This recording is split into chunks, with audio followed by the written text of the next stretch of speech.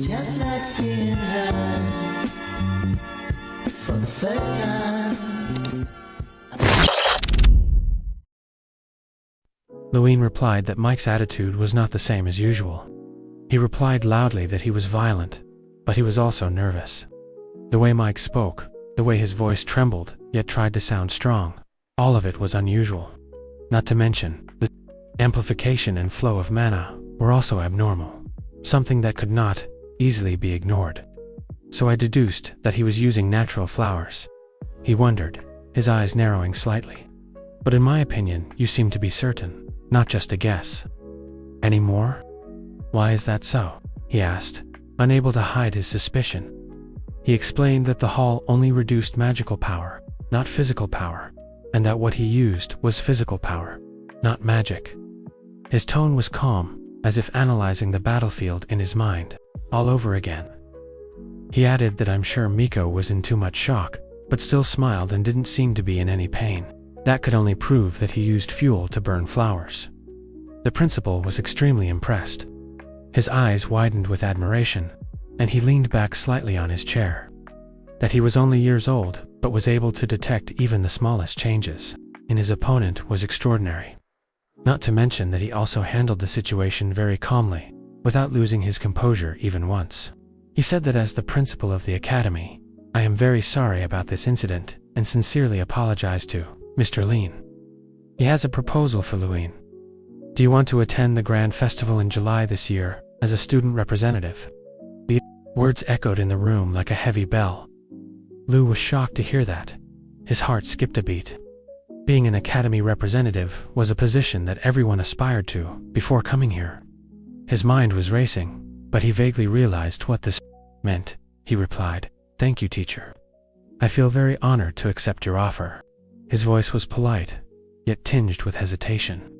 "But I also know you're still inexperienced. You haven't had a single real fight in the past years." He timidly said that during that time, he couldn't do anything or achieve anything, because of his mana disorder. The memory of all those wasted days weighed heavily on him. And the festival was a gathering place for talented people, who had trained their whole lives. He didn't know if he had enough power to compete. With them, the principal thought it was a big deal, but to him, it wasn't a problem. As a judge at the conference, the principal was confident. "I think you will deserve the title of champion candidate," he affirmed firmly, leaving no room for doubt. He declared that he was a very talented contestant, and what was even scarier, Louine would be a secret weapon that no one expected. His face turned red at those words. "To them, you are a mystery," the principal continued. "They have no information about you. They don't know what techniques you will use, or what fighting style you will use. And of course, they won't be able to find a way to counter it," he realized. Then that he was always in last place, and because of that, they weren't careful. And they didn't know as much information about him. Also, it seemed like this year the whole festival would be surprised with a new element. The principal asked the student one last time whether they wanted to participate or not. His voice was solemn, but his eyes were full of hope. "I'm confident that you will try your best not to disappoint me." Suddenly, there was a knock on the door. A character walked in. The principal said, "I think the physical skills class will be more useful for you than the magic class. So I invited someone here who can help you develop those skills." He suddenly realized the person standing in front of him was Wu. He is the captain of the knights in Furin territory, one of only 5 fifth-level knights in the Ren Kingdom. And this is also the person you met in the third test. Louine didn't expect that the two of them would have such a good relationship. Now Louine will be taught by Goatee. "I need to verify a few things," Wu said, his deep voice filling the room. "Did I hear Professor Hayo say, you are a special magician who can only fight in close combat? Is that true?" Lewin replied, "Yes, that's true." He said that from what I saw, his movements were quite good and quick, without any unnecessary movements. But he still has one flaw. He has never learned martial arts. Wu explained that his moves may have worked against the monster from before, but to us, he will be completely red. No matter how strong he is, opponents with good physical skills can be aware of his attacks through his shoulder and hip movements. Louine also understood his own problem. The moves he used to do were all repetitive movements from missions, so he couldn't apply them much in battle. While he was worried, Gung encouraged him not to worry. If you learn from me, your movements will change from the most basic things. Gata stood up happily and said, "Let's start now." The class begins immediately after that. For a knight, the most important thing is his feet. Steady feet will help him swing the sword more forcefully, and his feet will help him predict the next movement of his enemy. So the first lesson will be the right step. Only when you learn how to walk correctly can you use your body skills. Martial arts is a martial art often used in training knights. Lewin diligently practices and follows what he is taught. He said this discipline includes a total of martial art styles, not including sword skills, and so on. Day after day he still studied hard and followed what his teacher taught him. Gaudi supports Lewin as much as possible. He once wondered and asked in detail, "I don't get any benefit from teaching you martial arts, so why do I have to go to the academy every day?" He kindly replied, "Just think of it as a form of investment." Lewin still didn't understand. Jito explained that he had met someone who could become a talented magician like you in the future. "If I play a part in supporting that person," he said, smiling faintly, "then it's considered a worthy investment, right?" Luan bowed down very gratefully. "So I'm counting on you, Professor Jito." "I'm shy, but saying professor sounds so awkward." He laughed. "Just call me brother. I'm only Luan." Was surprised and couldn't believe it. And then he was taught by Jeter. For a while, his physical skills had also increased significantly. Jeter greatly admired and recognized Lin's bravery. He remembered when Lu's third test, he examined the goblin's body and couldn't believe its jaw was broken. A close combat mage, who is stronger than a goblin, is truly an interesting kid. Just like that, weeks passed. His body art skills had leveled up 2 level, and his strength stats had also increased. Thanks to his mastery of martial arts, he became stronger and reached high school level. Lank's current strength index is already, he feels that this strength is too great. Da Trang was also surprised at how quickly he gained this power. He said it took more than a year since he met Da to reach. Power's father-son shouted loudly for Lewin from afar. He panicked and ran quickly to Lewin. Lewin immediately asked father-son what was going on. Father-son shouted loudly that the list of contestants for the grand festival has been posted. At the academy gate, just that day, at the opening ceremony, Luan, representing the new students, stood on the podium. The sunlight fell upon him as if highlighting his presence in front of the entire academy. Because of that, he became the object of jealousy and suspicion. Whispers followed him wherever he went, eyes glared with envy, and silent judgments clung to him like shadows. In response to this jealousy, he had committed pathetic acts over the past years. All he could do was stand from afar and watch Mike receive everyone's congratulations. Every cheer that went to Mike felt like a sharp blade in his heart, cutting deeper with each passing day. And now, after all the bitterness he had endured, things had changed. Now you can do more amazing things than you can imagine. Luen. And so, Lewin and Fatherson ran to the front gate of the academy. The excitement made their footsteps heavy but eager, their breaths quick but filled with joy. He was so happy that the results were so clear. Notification list. Representative is Luan. Everyone around cheered when they saw him standing there. The atmosphere that once carried jealousy and mockery had now transformed. There were no longer words of jealousy, but congratulations and support from everyone for Luan. The sound of applause and voices filled the air, and for the first time, Luan felt truly accepted. Even though it took him a long time to constantly try to overcome the difficulties.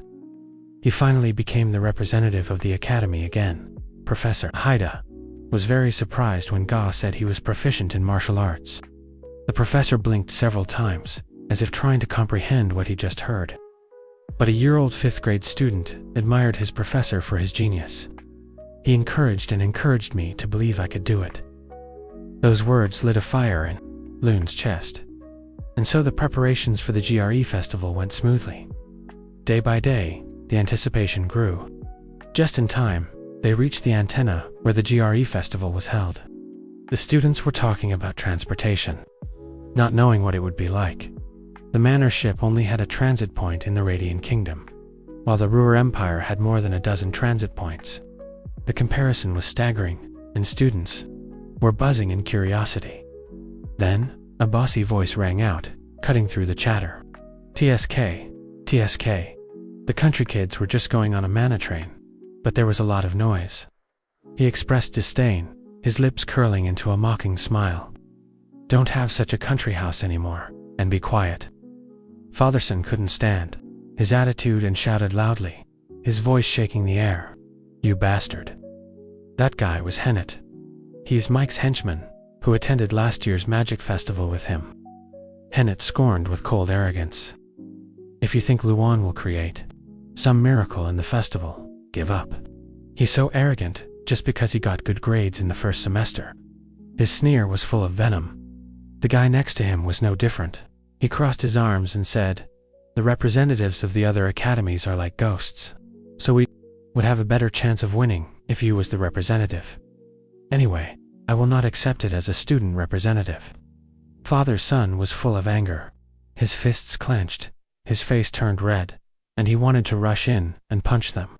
There were a lot of bastards who wanted to benefit even a little by hanging on to the Garifinin family, but you have to really do well in this competition, even though you have to team up with those guys. Luan couldn't help but encourage those guys. His voice was calm, but sharp. If you speak your mind, M will probably be satisfied with dogs that are still loyal to their owners, even though their owners are about to be kicked out of the academy. Hennet's eyes flared with anger. You just called us dogs. Luan is not the type to back down. His gaze was firm as he said, you're lucky. I tried to say it as clearly as possible for an intelligent person like you to understand, but you don't understand. Luan wanted him to understand the current problem. This great festival will be on a different level than the magic festivals you have attended before. And if you have good results, you will have better opportunities that the gym cannot give you. He shouted loudly, his voice filled with frustration. Of course, if we had good results, then everything would be like that. But is that possible? The contestants are all monsters, and we have no right to decide their fate ourselves. Luan didn't want to hear those excuses anymore. His expression hardened, his determination like steel. He insisted that we could do it. He explained that the Grand Festival was an event where unity was the most important thing. It was better to ignore the factors that hindered team spirit, and he reminded the others of that. Hennet crossed his arms, his pride unwilling to bend. He thinks that Luan will play without them. Luan replied on the way there, think again about who your current representative is, and there will be no garage here to recognize your faithfulness.